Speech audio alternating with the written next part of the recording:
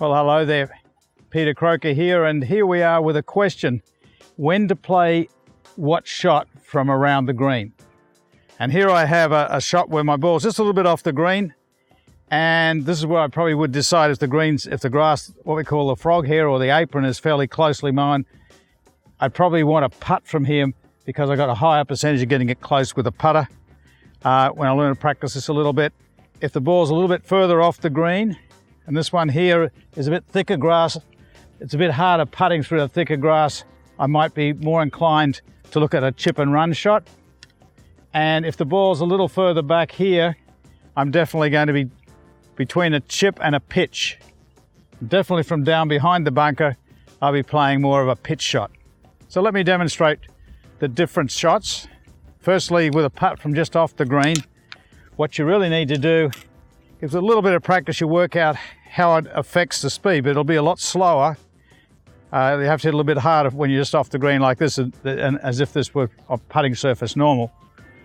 So looking at it, I can see that I've got to allow the slope.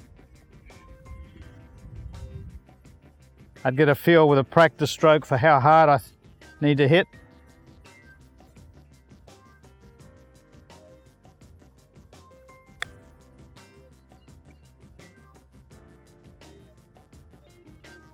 Yeah, a little bit more practice needed there with the putter, but that's the idea.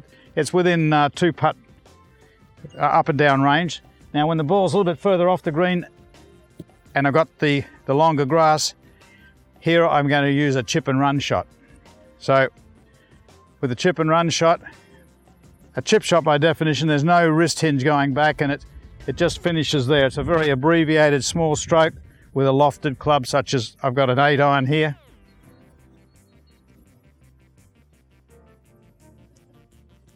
Chip and run.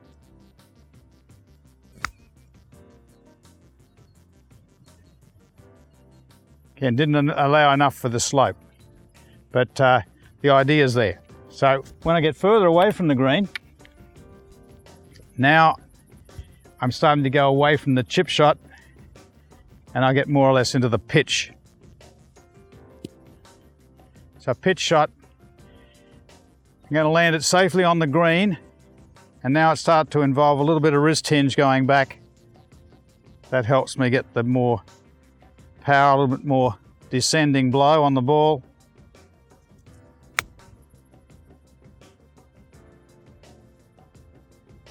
So it's just a little pitch shot. As I get further around the corner here, if we move down here, definitely it now gets to a case of whether I'd use what I've got here is a gap wedge, a 52 degree. I'm in between here, 52 or 56. But let me see, I just want to land the ball safely on the green. Definitely a little right to left. And definitely a pitch shot.